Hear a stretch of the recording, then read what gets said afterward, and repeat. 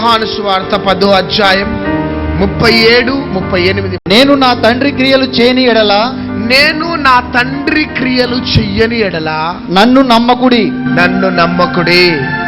చేసిన ఎడల నన్ను నమ్మకున్నను, తండ్రి నాయందును నేను తండ్రి యందును ఉన్నామని మీరు గ్రహించి తెలుసుకున్నట్లు ఆ క్రియలను నమ్ముడని వారితో చెప్పాను. గట్టిగా చప్పట్లు కొడదాం. Healing confirms that God sent Jesus. Hallelujah. ఈ స్వస్థత అనేది దేవుడు యేసుక్రీస్తు ప్రభువుని భూమి మీదకి పంపించినాడని నిర్ధారణ చేస్తుంది స్వస్థత. హల్లెలూయా. యేసుక్రీస్తు ప్రభువును దేవాది దేవుడు ఈ భూమి మీదకి పంపించినాడని నిర్ధారణ చేసేది ఏంటిది అంటే స్వస్థత కార్యము. హల్లెలూయా, హల్లెలూయా. చూడండి, పాత నిబంధనలో దేవాది దేవుడు ప్రజలని స్వస్థపరిచినాడు. క్రొత్త నిబంధనలోకి రాగానే యేసుక్రీస్తు ప్రభు ప్రజలని స్వస్థపరిచినట్లు దేవుని యొక్క వాక్యం సెలవిస్తున్నది. అంతేకాక యోహాను సువార్త 5వ అధ్యాయం 19వ వచనం, కాబట్టి యేసు వారికి ఇట్లు ప్రత్యుత్తరం ఇచ్చెను, తండ్రి ఏది చేయుట కుమారుడు చూచును, అదే కాని తనంతట తాను ఏదియూ చేయనేరడు. ఆయన వేటిని చేయునో వాటినే కుమారుడును అలాగే చేయును. గట్టిగా చప్పట్లు కొడదాం. తండ్రి ఏం చేస్తాడో కుమారుడు అదే చేస్తాడు. తండ్రి ఏది చెయ్యడో కుమారుడు అది చెయ్యడు. అందుకని చూడండి, పాత నిబంధనలో తండ్రి అయిన దేవుడు ఇశ్రాయేలులకి స్వస్థతనిచ్చినాడు, అద్భుతాలను చేసినాడు, సూచక క్రియలను చేసినాడు, మహత్కార్యాలను చేసినాడు. అంతేకాక నిర్గమకాండము 15వ అధ్యాయం చివరి 2 వచనాలు చదవాలి. మీ దేవుడైన యెహోవా వాక్కును శ్రద్ధగా విని ఆయన దృష్టికి న్యాయమైనది చేసి ఆయన ఆజ్ఞలకు విధేయులై ఆయన కట్టడలన్నిటినీ అనుసరించి నడిచిన ఎడల నేను ఐగుప్తీయులకు కలుగజేసిన రోగములలో ఏదియో మీకు రానియను. ఆమేనా. నిన్ను స్వస్థపరచు యెహోవాను నేనే అనెను. తరువాత వారు ఎలీమునకు వచ్చిరి. చాలు. చూడండి, ఏ రోగములు మిమ్మల్ని తాకవు. గట్టిగా చప్పట్లు కొట్టండి. నేను స్వస్థపరిచే దేవుడను. I'm Jehovah Rapha. నేను స్వస్థపరిచే దేవుడను. ఏ రోగాలైతే గత సంవత్సరాలలో దినాలలో పరిపాలించినాయో ఆ రోగాలు మీ ఎదుటికి నేను రానివ్వను. గట్టిగా చప్పట్లు కొట్టండి. నేను స్వస్థపరిచే దేవుడను అని పాత నిబంధనలో దేవాది దేవుడు ప్రజలకి వాగ్దానం చేసినాడు. క్రొత్త నిబంధనలోకి రాగానే దేవుని కుమారుడైన యేసుక్రీస్తు ప్రభు ఏమంటున్నాడంటే, తండ్రి ఏమి చేయునో కుమారుడు అదే చేయును. కుమారుడు తనంతట తాను ఏమి చెయ్యలేడు. తండ్రి పాత నిబంధనలో స్వస్థపరిచినాడు, కుమారుడు క్రొత్త నిబంధనలో స్వస్థపరిచినాడు. తండ్రి పాత నిబంధనలో సూచక క్రియలు, మహత్కార్యాలు, అద్భుతాలను చేసినాడు. క్రొత్త నిబంధనలో కుమారుడు అవే చేస్తున్నాడు. గట్టిగా చప్పట్లు కొట్టండి. పాత నిబంధనలో మారా జలములను మధురముగా మార్చినాడు తండ్రి. క్రొత్త నిబంధనలో కుమారుడు మారా జలములను మధురముగా మార్చినాడు. చప్పట్లు కొట్టండి. పాత నిబంధనలో ఏ సూచక క్రియలు, మహత్కార్యాలు, అద్భుతాలనైతే చేసినాడో, ఏ బలమైన స్వస్థతలు తండ్రి చేసినాడో, కుమారుడు క్రొత్త నిబంధనలో అవే చేసినాడు. కుమారుడు తనంతట తాను ఏం చెయ్యలేడు. తండ్రి ఏం చేసినాడో కుమారుడు అవే చేసినాడు. అంతేకాక మనకు దేవుడిచ్చిన గొప్ప వాగ్దానము చదవండి, యోహాను సువార్త 5:20. తండ్రి కుమారుని ప్రేమించుచు తాను చేయు వాటి నెలను ఆయనకు అగపరుచుచున్నాడని మీతో నిశ్చయముగా చెప్పుచున్నాను. మరియు మీరు ఆశ్చర్యపడునట్లు వీటికంటే గొప్ప కార్యములను ఆయనకు అగపరచును. ఆమేన్. వీటికంటే గొప్ప కార్యాలు. గట్టిగా చప్పట్లు కొడదామా? యోహాను సువార్త 14వ అధ్యాయం 11, 12. తండ్రి యందు నేనును నా యందు తండ్రియు ఉన్నామని నమ్ముడి, లేదా ఈ క్రియల నిమిత్తమైనను నన్ను నమ్ముడి. ఎస్. నేను తండ్రి యొద్దకు వెళ్ళుచున్నాను గనుక నేను చేయు క్రియలు నా యందు విశ్వాసముంచు వాడును చేయును. ఎస్. వాటికంటే మరి గొప్పవియు అతడు చేయునని మీతో నిశ్చయంగా చెప్పుచున్నాను. గట్టిగా చప్పట్లు కొడదామా? చూడండి, ఈ రోజు దాకా స్వస్థతలని నమ్మటం లేదేమో సేవకుడా, సహోదరి సహోదరుడా, స్వస్థతలని, అద్భుతాలని, సూచక క్రియలని, మహత్కార్యాలని నమ్మని అనుభవంలో నువ్వు ఉన్నావేమో. కానీ తండ్రి ఏమి చేయునో కుమారుడు అవే చేయును. ఆమెన్. అంతేకాక యేసుక్రీస్తు ప్రభు పరలోకానికి వెళ్ళకముందు శిష్యులను కూర్చోబెట్టి ఏం చెప్తున్నాడంటే, అదే 14వ అధ్యాయం చదవాలి మరి ఒకసారి. తండ్రి యందు నేనును నా యందు తండ్రియు ఉన్నామని నమ్ముడి. ఎస్. లేదా ఈ క్రియల నిమిత్తమైనను నన్ను నమ్ముడి. ఎస్. నేను తండ్రి యొద్దకు వెళ్ళుచున్నాను గనుక నేను చేయు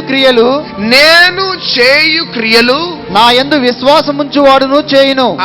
చూడండి, నేను చేయు క్రియలు నా యందు విశ్వాసముంచి వాడు చెయ్యును. ఆమేన్. యేసుక్రీస్తు నందు విశ్వాసం ఉంచిన వారెవరు? మనమే. గట్టిగా చప్పట్లు కొట్టండి. ఆయన యందు మనము విశ్వాసం ఉంచినాము కాబట్టి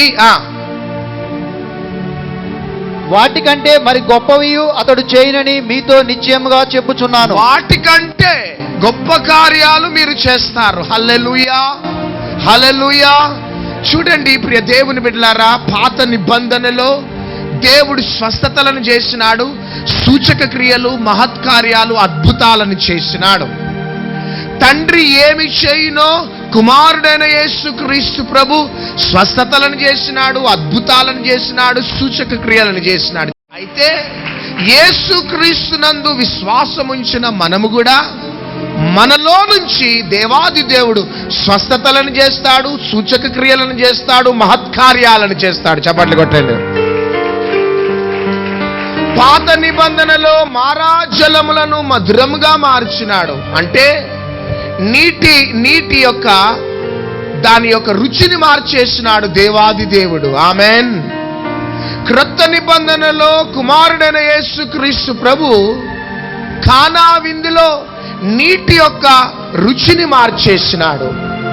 యేసుక్రీస్తు ప్రభు చేసినాడు కాబట్టి యేసుక్రీస్తు ప్రభునందు విశ్వాసం ఉంచిన మన ద్వారా కూడా అవే కార్యాలు చేయగలుగుతాడంతే.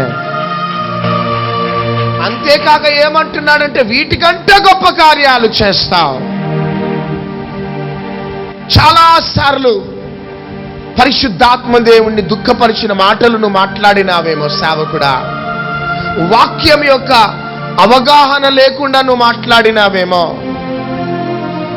కానీ దైవ సేవకుడిని నువ్వు క్రిటిసైజ్ చేయటలే, దైవ సేవకుడిని నువ్వు వేలెత్తి చూపటలే. కానీ దేవుని యొక్క ఆత్మచేత నడిపించబడుతూ స్వస్థతలు, అద్భుతాలు, సూచక క్రియలు, మహత్కార్యాలు ఒక దైవ సేవకుల్లో నుంచి పరిశుద్ధాత్మ దేవుడు చేస్తూ ఉంటే నువ్వు పరిశుద్ధాత్మ దేవుణ్ణి సూటిపూటి మాటలు అంటూ ఉన్నావు.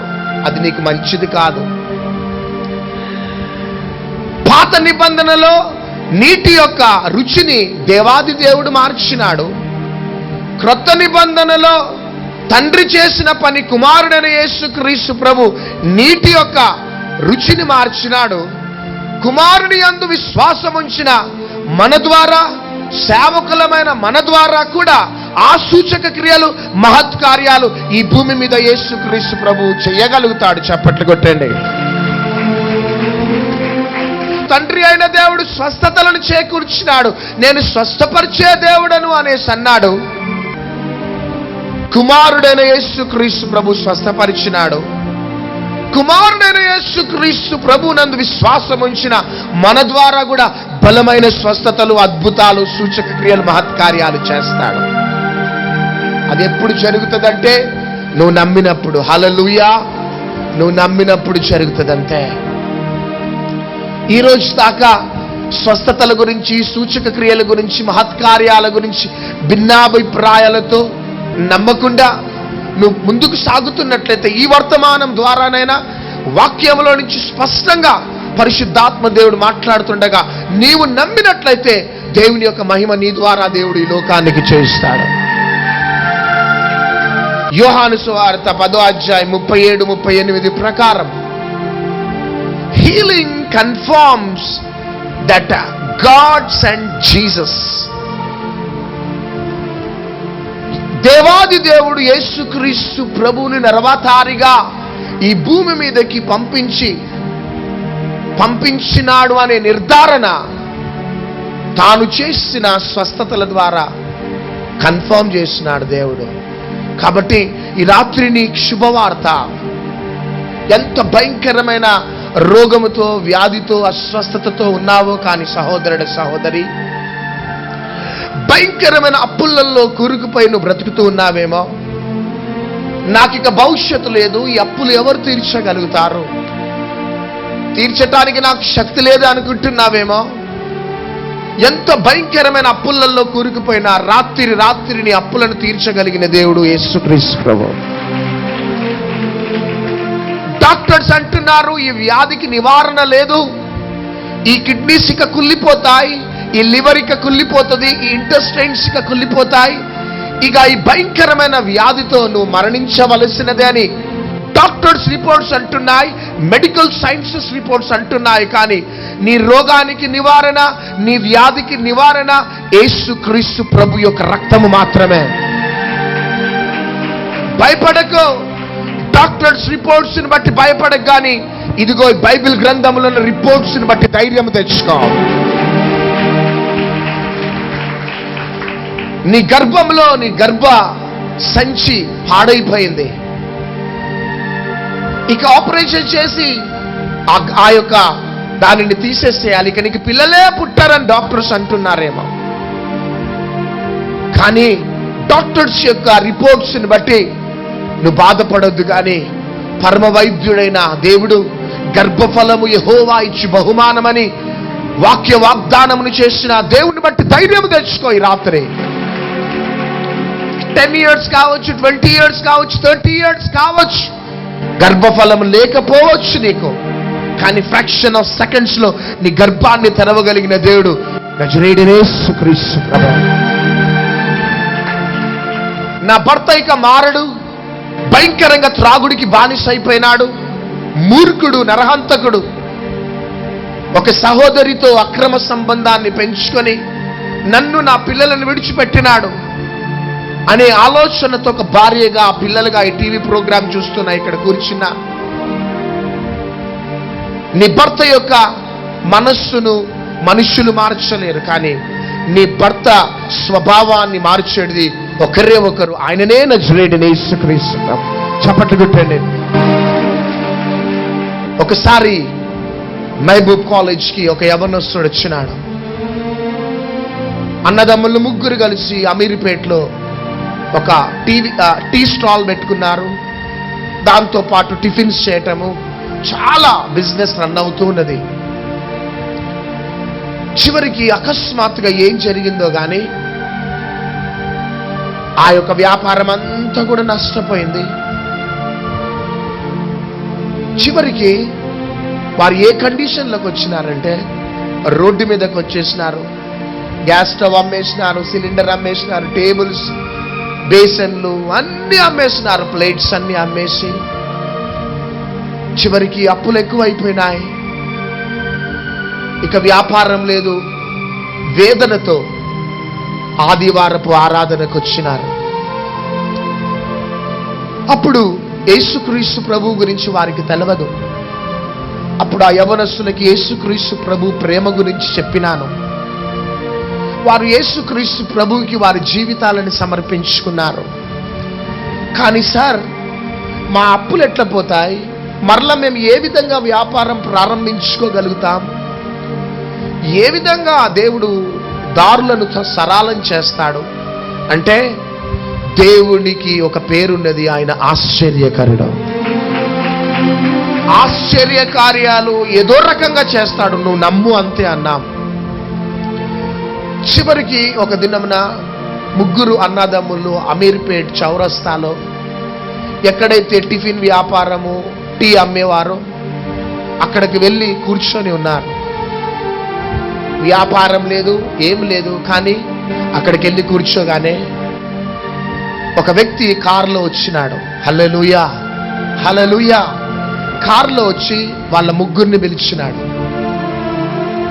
ఆ వ్యక్తి ఎవరో తెలియదు వీళ్ళకి. పిలిచి, మీరు ఎందుకు అట్లా కూర్చున్నారంటే, సార్ వ్యాపారం ప్రారంభించి అంతా నష్టపోయినాం, కొంత అప్పున్నది, ఈ వ్యాపారం కానీ మరలా మేము ప్రారంభిస్తే ఆ అప్పు ఈజీగా తొలగిపోతుంది, కానీ ఈ వ్యాపారం ప్రారంభించుకోవటానికి కూడా మాకు డబ్బులు లేవు సార్ అని ముగ్గురు అన్నదమ్ములు ఆ వ్యక్తితో చెప్పగానే, ఆ వ్యక్తి వాళ్ళ ముగ్గురిని కారులో ఎక్కించుకొని ఒక పెద్ద సూపర్ మార్కెట్కి తీసుకొని వెళ్ళినాడు. చప్పట్లు కొట్టండి. ఆ మార్కెట్లో అన్ని గ్యాస్ స్టవ్స్ ఉన్నాయి, బేసిన్లు ఉన్నాయి, నెక్స్ట్ బిజినెస్ స్టార్ట్ చేసుకోవటానికి మెటీరియల్ అంతా ఉన్నది, రేషన్ కూడా ఉన్నది. అప్పుడు మీకు కావలసినవన్నీ కూడా తీసుకోండి అన్నాడు. గట్టిగా చప్పట్లు కొట్టండి. వీళ్ళు ఆ బిజినెస్ స్టార్ట్ చేసుకోవటానికి కావలసిన మెటీరియల్ సిగ్గుపడకుండా అన్ని తీసుకున్నారు.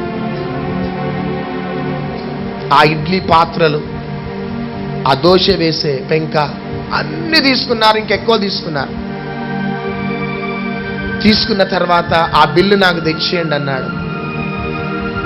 ఆ బిల్ తీసుకున్నాడు, ఆ బిల్ అంతా కట్టేసినాడు. హల్లెలూయా. ఒక పెద్ద ట్రాక్టర్ని పిలిచి ఆ ట్రాక్టర్లో మొత్తం ఆ మెటీరియల్ వేయించినాడు. మీరు ఆ ట్రాక్టర్ మీద రండి, నేను వెనకాల మీ కారులో వస్తాననేసి అన్నాడు. ఆ ట్రాక్టర్లో అన్ని మెటీరియల్ వచ్చి అంత డంప్ చేసినారు. మరలా పక్కకు చూడగానే ఆ కార్ లేదు. ఆ వ్యక్తి వెళ్ళిపోయినాడండి. త్వరగా సెల్ ఫోన్ నంబర్కి ఫోన్ చేయగానే సెల్ ఫోన్ స్విచ్ ఆఫ్ చేసుకున్నాడు. ఆ తొందరపాటులో ఆ పనిలో నిమగ్నమైపోయి ఆ యొక్క ధనవంతుని యొక్క ముఖం కూడా సరిగ్గా చూడలేకపోయినారు వాళ్ళు. కానీ ఇప్పుడు కొత్త బిజినెస్ స్టార్ట్ చేసుకున్నారు. ఆ అమీర్పేట్లో లక్షాధికారులు అయినారు వాళ్ళు. ఎంత గొప్ప దేవుడు. వాళ్ళు ఏమన్నారో తెలుసా? ఆ కారులో వచ్చింది ఒక మానవుడు కాదు సార్, ఒక దేవదూత వచ్చినాడు. పేదరికంలో, దారిద్ర్యతలో, అప్పులలో కూరుకుపోయిన మాపై కనికరం చూపినాడా మా యేసయ్య. బ్రతికినంత కాలం ఆయనకు రుణపడి ఉంటాం. ఏ అమీర్పేటలో తృణీకరింపబడి వెలివేయబడ్డారు వాళ్ళు. ఈరోజు వాళ్ళ టీ స్టాల్ అనేకులకి ఆశీర్వాదకరంగా ఉంటుంది. హల్లెలూయా. అమీర్పేట్ చౌరస్తాలో నష్టపోయిన ఆ ముగ్గురు యవనస్తుల దగ్గరికి ఒక ధనవంతుణ్ణి పంపిన యేసయ్య నిన్ను స్వస్థపరచడానికి నీ దగ్గరికి ఆయన రాడా? హల్లెలూయా. మృతతుల్యమైన నీ కిడ్నీస్ని స్వస్థపరచడానికి ఆ ప్రేమ కలిగిన యేసయ్య రాడా నీ దగ్గరికి? విడిపోయిన భార్యాభర్తలని, నీ భర్తని మరలా నీ దగ్గరికి తీసుకొని రాడా? పిల్లలతో ఒంటరిగా ఎంతకాలం బ్రతకాలని ఏడుస్తున్నావా టీవీ ప్రోగ్రాం చూస్తూ? నీవు కాదని వెళ్ళిపోయి డివోర్స్కి అప్లై చేసిన నీ భర్తని తీసుకొని రాడా? ఈ రాత్రి ధైర్యం తెచ్చుకో. యేసయ్య ఈ భూమి మీదకి ఎందుకు నరవతారుగా జన్మించినాడంటే నీ కుటుంబానికి సమాధానాన్ని ఇవ్వటానికే.